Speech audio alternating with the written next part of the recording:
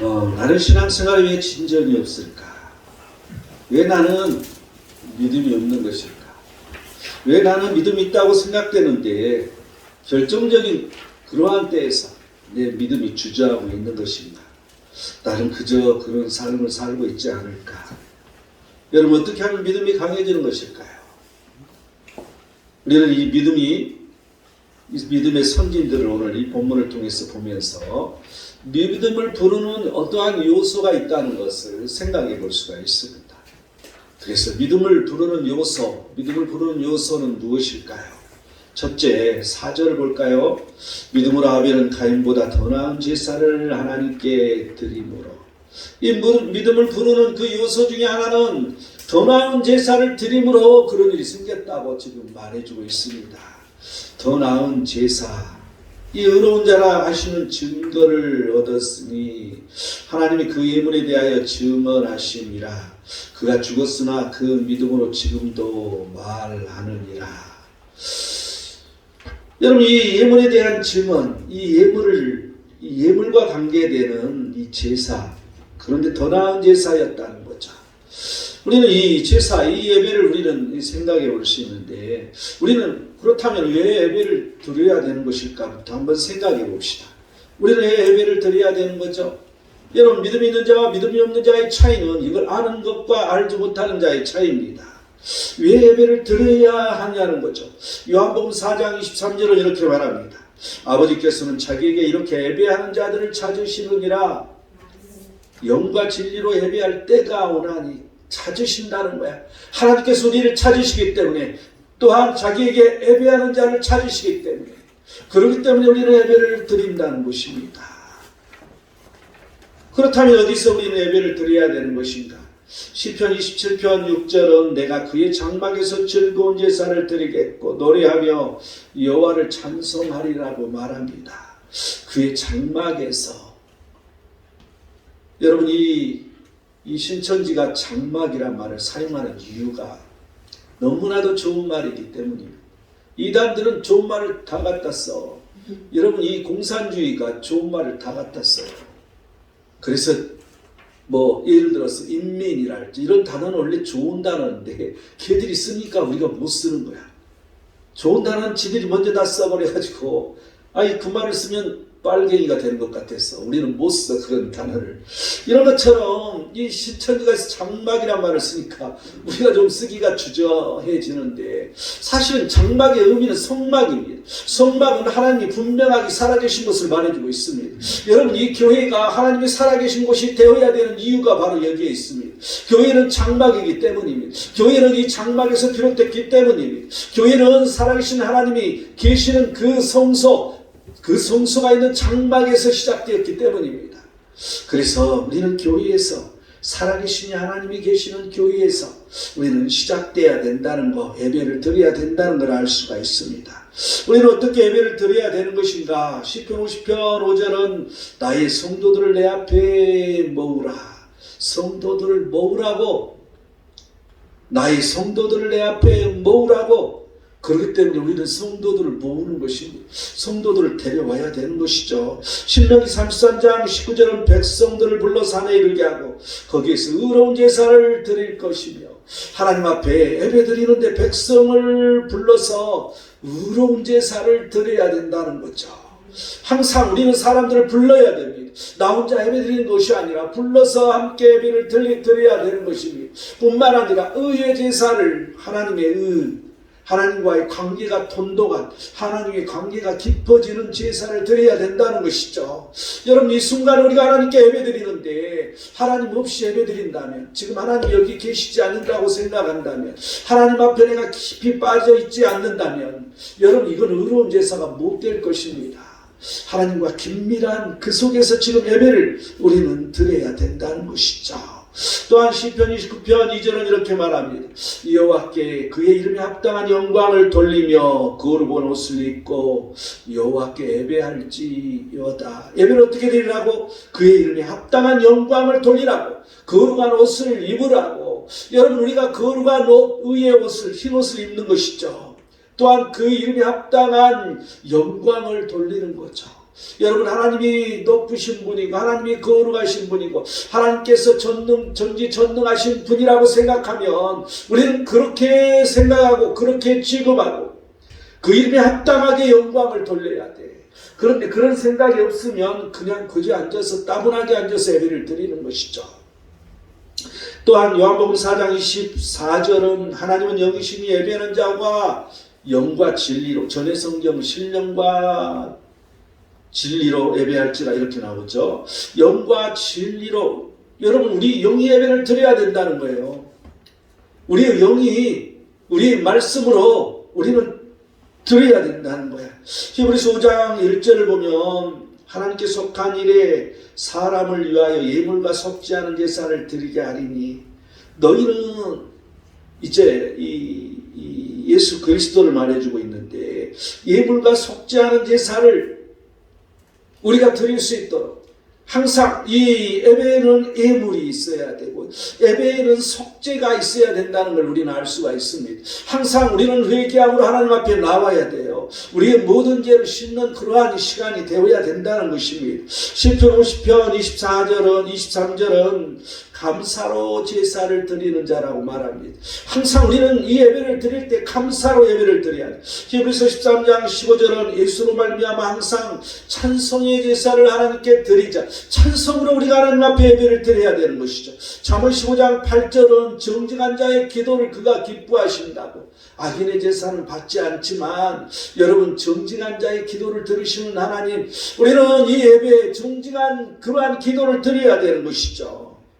더 나은 제사를 드리려면 우리는 더 나은 제사를 드려야 그 믿음이 우리에게 들어온다고 말해주고 있는데 더 나은 제사를 드리려면 어떻게 해야 할까? 시편 96편 9절을 보면 아름답고 거룩한 곳으로 하는 여호와께 예배할지어다. 온 땅이여 그 앞에서 떨지어다. 아름답고 거룩한 것으로, 여러분, 아름다운 것으로 내가, 거룩한 것으로 내가 서 있어야 됩니다.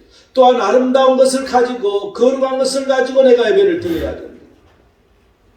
또한 시편 132편 7절은 그의 발등상 앞에서 엎드려 예배하리로다고 말합니다. 엎드려서. 여러분, 그래서 이런 게 단초화돼서 무슬림들은 전부 땅에 고개를 쳐박고 예배를 드리잖아요. 여러분, 엎드려서. 우리는 정말 땅에 쳐박고 예배드리지 않고 의자에 앉아있지만 여러분, 그 엎드려서 나를 굽혀서 예배를 드려야 됩니다. 내가 없고 하나님을 인식하는 것도 내가 엎드린다는 것을 지금 저 앞에 전능자가 있다는 걸 인식하는 거잖아요. 그래서 내가 이렇게 예배를 드리지만 살아계신 하나님이 지금 내 앞에 있는 걸 인식하는 것이죠. 또한 시편 4편 5절은 의의 제사를 드리고 여호와를 의지할지어다고 말하되 의의 제사, 하나님의 깊이 있는 그 하나님을 깊이 있게 우리는 생각하고 묵상하고 그 하나님을 만나는 그런 제사를 드려야 되는 거죠. 베드로전서 2장 5절은 하나님이 기쁘시게 받으실 신령한 제사를 드리라. 여러분, 하나님께서 기쁘시게 받으실 예배를 드려야 돼. 지금 내가 예배 드리는데 하나님이 기뻐하시는가? 지금 내가 이렇게 예배 드리는데 하나님은 뭐라고 말씀하시는가? 우리는 분명하게 하나님께서 기뻐하실까 기뻐하시지 않을까? 기뻐하실 때 그 제사를 받기 때문에, 예배를 받아주시기 때문에 우리는 신령한 제사, 우리가 영적으로 신령한, 우리가 영적으로 영성 있는 제사를 드려야 된다는 것입니다. 로마서 12장 1절을 보면 거룩한, 하나님이 기뻐하시는 거룩한 산 제물로 우리 몸을 드리라고 말해주고 있어요. 그래서 우리 몸이 하나님이 기뻐하시는 거룩한 산 제물로 드려야 되는 것이죠. 우리의 몸이 거룩한 산 제물이 되어야 돼. 우리의 몸이 내 마음대로 움직이는 것이 아니라 오직 거룩하게 하나님 앞에 드려져야 되는 것이죠. 히브리서 13장 16절은 선을 행함과 서로 나누어 주기를 잊지 말라. 하나님은 이 같은 제사를 기뻐하시느니라. 여러분, 우리가 이 예배를 드리기 전에 이미 우리는 선을 행함이 있어야 되고 서로 나눠주기를 있어야 할 때 하나님께서는 기뻐하시는 것이죠. 또한 에레미야서 9장 24절은 불이 여호와 앞에서 나와 제단 위에 번제물과 기름을 사른지라. 여러분, 불이 하늘에서 내려올 이러한 예배를 드려야 돼. 여러분, 우리가 예배를 드리는데 그 성령이 우리에게 임하여야 된다는 것이죠. 성령이 우리에게 가득 이 공간에 성령이 가득 내려지는 역사가 여러분 그러한 역사가 일어나야 된다는 것입니다. 그냥 예배가 아니라 좀 더 나은 예배를 드리려고 우리는 노력해야 됩니다. 자신의 소위를 살펴서 내가 온전히 예배하고 있는가 그렇지 못하는가 우리는 생각하고 또한 잘못된 것들이 있으면 바꾸어서 예배를 드려야 됩니다. 항상 우리는 회개하고 하나님 앞에 나와야 됩니다. 하나님의 보시기에 기뻐 받으실 만하게 예배를 드려야 됩니다. 항상 돌이켜 더 나은 예배를 생각해 봐야 됩니다. 항상 돌이켜 더 나은 예배를 우리는 드려야 할 것입니다. 이럴 때 믿음이 강해지고 우리 믿음이 커진다는 이 사실을 여러분 기억하시기 바랍니다. 믿음을 부르는 요소 두 번째 5절을 볼까요? 믿음으로 에녹은 죽음을 보지 않고 옮겨졌으니 하나님이 그를 옮기심으로 다시 보이지 아니하였느니라. 그는 옮겨지기 전에 하나님을 기쁘시게 하는 자라 하는 증거를 받았느니라. 두 번째는 하나님을 기쁘시게 하는 거라는 거죠. 여러분 우리의 삶이 하나님을 기쁘시게 하는 삶을 살아야 된다는 것입니다. 항상 무엇을 하든지 하나님께서 기뻐하실까 기뻐하지 아니하실까 이걸 우리는 분별을 해봐야 된다는 것입니다. 여러분 이 에녹은 어떻게 했을까? 어떻게 했기에 하나님이 기뻐하신다고 말할까? 창세기 5장 22절 24절을 보면 에녹에 대한 이 스토리가 나옵니다. 그래서 그는 365세를 살았더라고. 그리고 또한 에녹이 하나님과 동행하더니 하나님이 그를 데려가심으로 세상에 있지 아니하더라고. 여러분 하나님께서 기뻐하시는 이유는 하나님과 동행했기 때문에 기뻐했다는 거죠. 여러분 우리는 하나님은 항상 우리와 함께 하시기를 원합니다. 그런데 내가 하나님과 함께 하기를 원하지는 않습니다. 그런 생각을 못하는 거죠. 여러분 내가 하나님과 함께하는 그런 삶을 살아야 돼요. 항상 하나님이 나한테 오시기만 바랄 게 아니라 내가 하나님께서 원하시며 뜻하시며 기뻐하시는 일을 따라 내가 살아갈 때 그게 바로 하나님과 동행하는 삶이 되는 것이죠. 또한 오늘 본문 6절을 보면 믿음 없이는 하나님을 기쁘시게 하지 못하나니 하나님께 나아가는 자는 반드시 그가 계신 것과 또한 그가 자기를 찾는 자들에게 상 주신 이심을 믿어야 할지니라. 여러분 그가 계신 것과 그가 자기를 찾는 자들에게 상 주신 이심을 우리는 늘 이러한 믿음이 우리에게 있어야 되는 거죠. 믿음 바라는 것들의 실상이라고 오늘 1절은 말해주고 있잖아요. 여러분 우리가 바라는 것들의 실제 상 내 눈앞에 보이는 거야. 내가 바라는 것이. 여러분 이러한 믿음이 있어야 돼. 우리가 원하는 것들이 그대로 내 눈앞에 나타나는 일이 반드시 있어야 되는 것이죠. 믿음이라는 게 이러한 거야. 이런 자에게 상 주신 이심을 우리는 기억해야 할 것입니다. 하나님을 기쁘시게 하려면 그렇다면 하나님을 어떻게 하면 기쁘게 하게 할 수 있을까요? 로마서 14장 18절은 그리스도를 섬기는 자는 하나님을 기쁘시게 하신다고 말합니다. 그리스도를 섬긴다고. 여러분 우리는 그리스도를 어떻게 섬겨야 할 것인가? 우리는 예수 그리스도를 믿는다고 말합니다. 그런데 믿기만 하고 그리스도를 섬기는 일은 등한시하고 있는 거죠. 여러분 그리스도의 그 유업은 하나님께서 성부 하나님께서 성자 하나님에게 주신 그 유업이 열방입니다. 또한 땅끝까지 유업을 주셨다.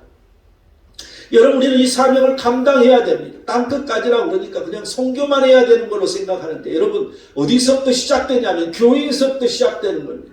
교회 안에서부터 복음이 시작되고 교회 밖으로 우리는 복음을 들고 나가야 되는 것이고 그리고 좀 더 멀리 또한 경계를 넘어서 이 국가의 경계를 넘어서 더 멀리 그리고 이 세상 땅끝까지 우리는 나아가는 것, 이 복음을 말해주고 있습니다. 이게 예수 그리스도의 유업입니다.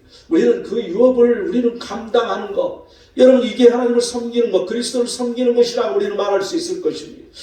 볼지어다 세상 끝날까지 내가 너희와 항상 함께 있을지어다. 이 말이 뭐예요? 제자 삼는 사역이잖아요. 여러분 우리는 그리스도의 제자가 되어야 됩니다. 우리는 자기의 십자가를 짊어지고 그저 예수 그리스도를 따라가는 그리스도의 제자가 되어야 되는 것이죠.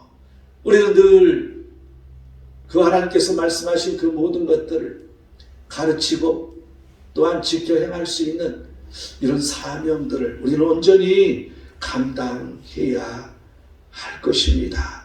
또한 시편 69편 30, 31절을 보면 내가 노래로 하나님의 이름을 찬송하며 감사함으로 하나님을 위대하시다 하리니 황소를 드림보다 여호와를 더욱 기쁘시게 함이 될 것이라.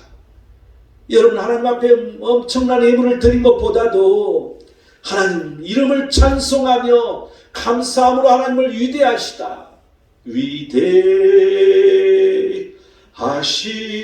주 찬양해,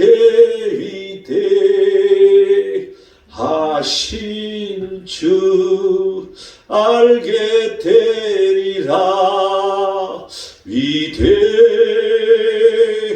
위대하신 주.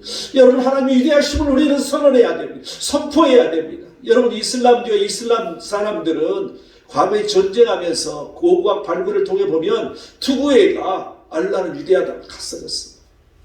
그들은 그 삶 속에서 자기 신이 위대하다고 말해주고 있습니다. 그런데 우리는 뭐냐는 거죠. 하나님은 위대하다고 우리는 고백할 수가 있어야 돼요. 하나님은 위대하신 분이라고 고백할 수가 있어야 돼요. 이번에 우리가 이 동말년 브루나이 순회 선교를 가는데 일정이 너무 어느 정도 빡빡하냐면, 우리가 비행기를 타면 새벽 1시 정도 이제 도착합니다. 그곳에. 그러면 그곳에 수업 밟고 나오면 거의 막 2시가 넘어가겠죠. 뭐 돌아오면 숙소 들어가면 뭐 한 2시 반 뭐 이렇게 되면, 그런데 그 다음 우리가 배를 타고 가야 되는데 그 배가 8시 정도 돼요. 그럼 배 타러 가는 시간, 또 그것도 이 국가 경계를 넘어야 되기 때문에 숙소 시간이 많이 걸리잖아요. 그러면 잘해봤자 3시간 잠을 자고 가야 되는 거야. 그런데 배를 하루 종일 배를 타고 또 가는 거죠. 그런데 배를 하루 종일 타고 가서 거기서 또 몇 시간을 차를 타고 가야 돼. 죽음인 거죠, 어떻게 생각하면. 근데 스케줄이 그렇게 돼 있는 걸 어떻게 해. 그런데 하나님은 참 재밌으셔.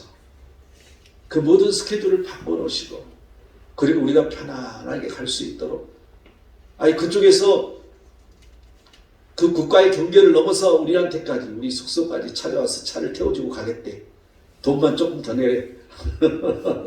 조금 더 내는 거 뭐 그게 무슨 상관이야. 그래서 할렐루야. 그러고 오케이 해서 그날 잠을 푹 자고 갈 수 있도록 해주신 하나님. 그런데 별로 감사가 없더라고, 사람들이. 감사해야 되잖아요. 그러니까 하나님께서 또 거기를 가자마자 하루 자고 바로 또 새벽부터 와야 돼. 밤새내 사역하고. 그러니까 이 초죽음이죠. 그리고 새벽에 또 일어나서 바로 뭐 새벽 기도할 시간도 없는 거예요. 그래서 또 하루 종일 와야 돼. 그런데 그 다음날 우리는 뭘 해야 되냐면 비행기를 타고 또 큰 먼 곳으로 가야 돼. 이 비행기 시간은 다 이른 시간이야. 왜냐하면 싼 표로 얻어야 되기 때문에.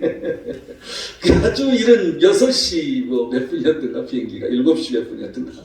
그러니까 또 새벽같이 일어나서 잠도 못 자고 새벽 기도도 못하고 밥 먹을 시간이 없어. 밥도 못 먹고 또 나가야 되는 그런 사정이죠. 그런데 참 재미있는 일이, 이제 그게 표 끊은 지 한참 오래됐어요. 초창기에 모집할 때 끊었으니까. 그런데 갑자기 어저께 연락이 와서 캔슬됐대, 비행기가. 그니 얼마나 내가 놀래 자빠질 일이야, 이거. 비행기 표가 캔슬되면 못 가는 거잖아요. 근데 표가 끊을 수 있는 것은 저녁 8시 5분 비행기래. 그럼 뭐야, 그러면 밤에 가라고. 우리 그만큼 하루 사역이 없어져 버린 거죠. 그래서 이제 전부 다 기도하자고 그러고 이제 내가 카톡을 돌리고 메시지를 다 보내서 기도합시다. 빨리 기도해야 돼. 정신 차려, 이거 다들. 그랬더니 정말 놀랍게도 하나님께서 9시 5분 비행기로 또 그렇게 인도하셨어. 여러분 생각해 보세요. 우리가 그렇게 옮기려고 해도 이게 어려운데 하나님께서 알아서 탁 캔슬 시켜가지고. 그래서 9시 5분 비행기니까 편히 자고 새벽 기도도 충분히 하고 그리고 편히 가게끔 만들어 주시는 거예요. 여러분, 하나님은 참 놀라우신 분이야. 그렇게 해달라고 기도도 안 했어. 근데 하나님은 다 보시고 이들 안 되겠구만. 이거 큰일 나겠다. 우리를 인도하여 주시는 하나님, 여러분 위대하신 하나님 아니겠어요? 정말 위대하신 하나님. 하나님은 위대하신 것이죠. 너무나도 놀랄만한 우리는 그 하나님 앞에 영광을 돌리지 않을 수가 없었습니다. 잠언 21장 3절은 공의와 정의를 행하는 것은 제사 드린 것보다 여호와께 기쁘게 여기시느니라. 우리는 항상 의를 행해야 돼. 공의가 있어야 돼.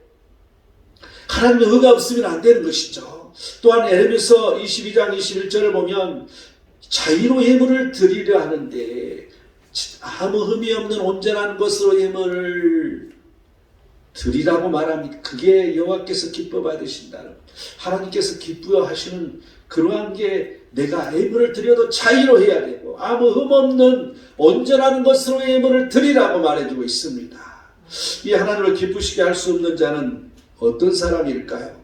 로마서 8장 8절은 육신에 있는 자들은 하나님을 기쁘시게 할 수 없다고 말합니다. 항상 우리는 우리 육신의 모든 걸 메어 사는 사람들, 우리가 이 성경하는 사람들을 보면 다 믿음이 좋은 사람들이 옵니다. 어떻게 보면 대단한 사람들이 와요. 돈이 없어도 빚을 져가지고 오는 사람도 있고요. 빚을 많이 져가지고 성교비를 못 내가지고 성교비 빚이 많이 있는 사람도 있어. 그런데 하나님은 한 방에 해결해서 또 다 갚게 하시더라고요. 우리 돈이 없어 지금 쩔쩔매고 있는데 한 방에 해결해서 그동안 밀린 빚을 우리 성교비 빚을 갚은 사람도 있어.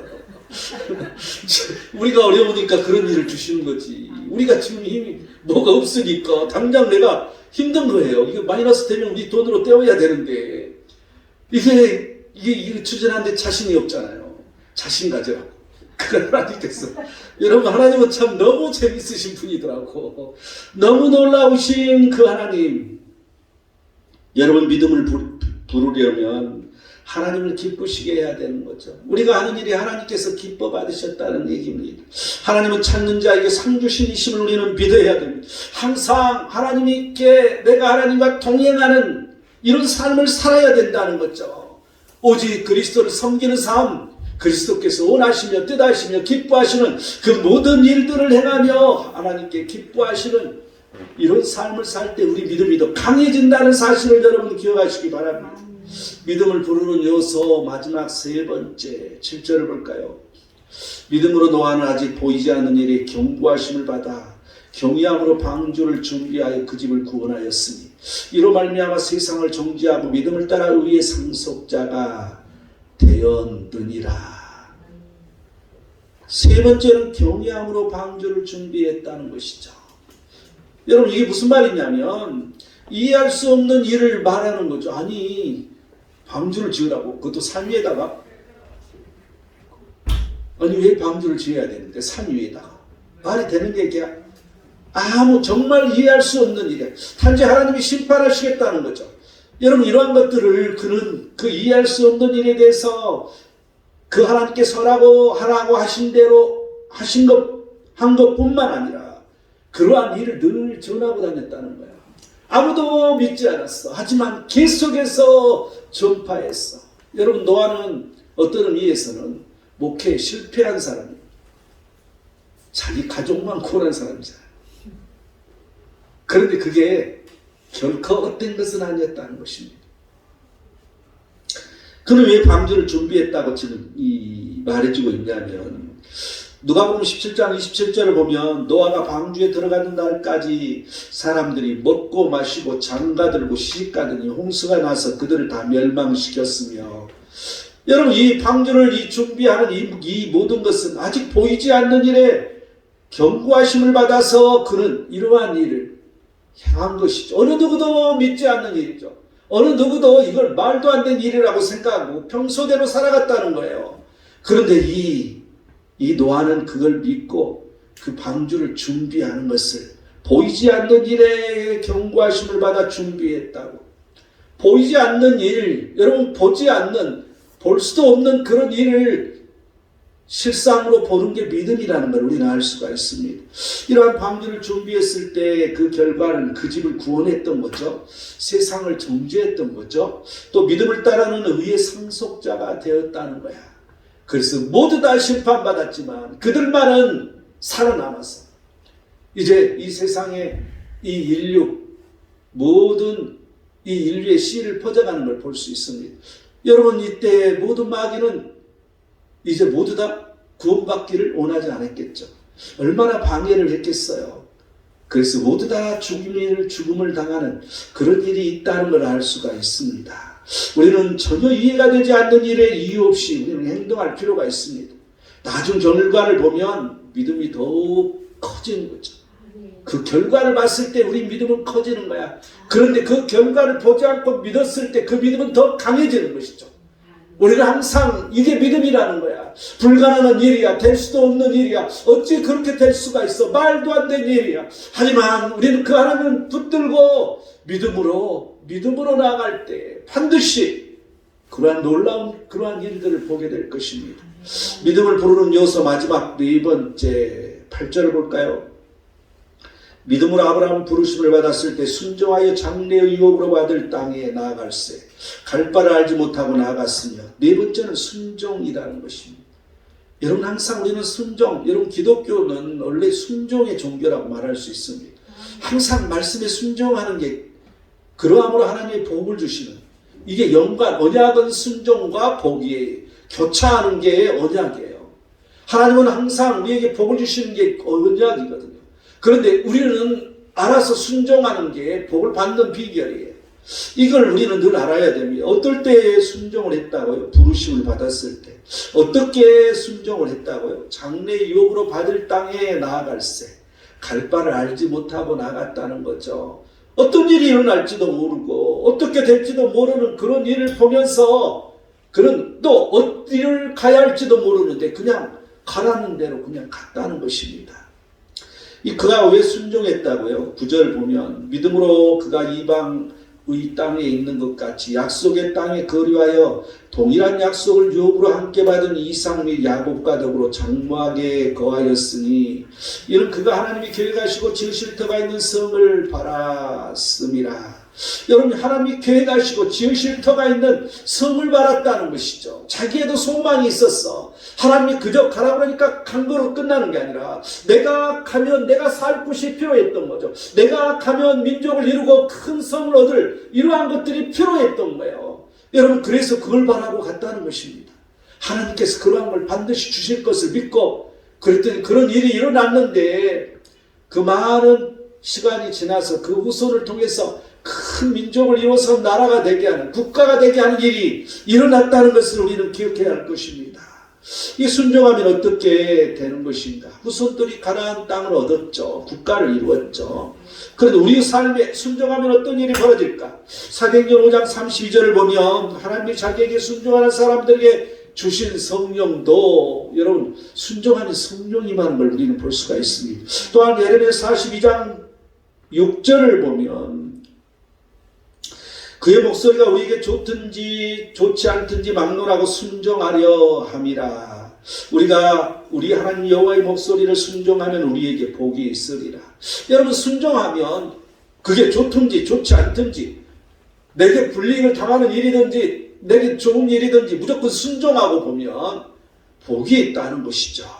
또한 예레미야서 7장 4절을 보면 내가 이르기를 너희는 내 목소리를 순종하고 나의 명령을 따라 행하라. 그리하면 너희는 내 백성이 되겠고 나는 너희 하나님이 되리라. 여러분 하나님이 나의 하나님이 되는 게 얼마나 중요합니까? 그런데 나의 하나님이 되고 끝나는 게 아니라 나는 하나님의 백성이 되어야 된다는 거죠. 여러분 이 교차관계 이게 언약이라는 거예요. 하나님은 우리의 하나님이시고 나는 하나님의 백성이 되는 이런 게 순종함으로써 일어난다는 것입니다. 신명기 1장 36절은 오직 여분네 아들 갈렙은 온전히 여호와께 순종하였은즉 그는 그것을 볼 것이요 그가 밟은 땅을 내가 그와 그 자손에게 주리라 하시고 여러분 아무도 하나님께서 주시라는 것을 받지를 못했어. 순종하지 않았기 때문에. 그 순종은 뭐였어요?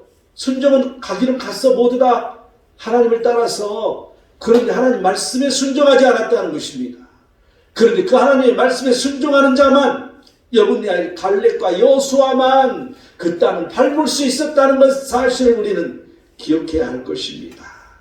믿음으로 순종하면 반드시 복을 주십니다. 순종의 은혜라고 우리는 말할 수 있습니다. 전혀 미래를 알지 못하는 일일지라도 순종하고 믿음으로 나아가면 믿음이 무엇인지 깨닫게 됩니다. 믿음대로 되는 역사를 경험하게 된다는 사실입니다. 결론을 맺겠습니다. 믿음을 부르는 요소는 더 나은 제사라고 얘기했죠. 하나님을 기쁘시게 하면 된다고 그랬죠. 경외함으로 방주를 준비하는, 또한 순종하는 자가 그렇게 된다고 그랬죠. 우리는 왜 믿어야 되는 것인가? 약속하신 일을 미쁘신 줄 알므로, 그 하나님이 나를 사랑하신 줄 알므로, 이 11절은 그렇게 말해주고 있죠. 또한 믿음의 결과는 이 사라에게 지금 말하는 말인데, 그가 나이가 너무 많아서 일을 할 수가 없었지만 잉태할 수 있는 힘을 얻었다고 말해주고 있습니다. 여러분, 항상 믿음의 결과는 불가능을 가능케 해주신다는 거죠. 그래서 12절을 보면 죽은 자와 같은 한 사람으로 말미암아 하늘의 허다한 별과 또 해변의 무수한 모래와 같이 많은 후손이 생육하였느니라. 여러분, 믿음은 희생으로서 비롯된다는 걸 기억해야 됩니다. 내가 죽은 자와 같은 한 사람이 되어야 됩니다. 항상 나를 낮추고 그저 그 하나님께서 원하시며 뜻하시며 기뻐하신 그대로 행하며 가면, 그저 따라가기만 하면 그 모든 일을 이룰 수 있다는 것, 이게 바로 믿음이라는 것입니다. 우리는 믿음으로 승리하는 우리 모든 자들이 되시기를 축원드립니다.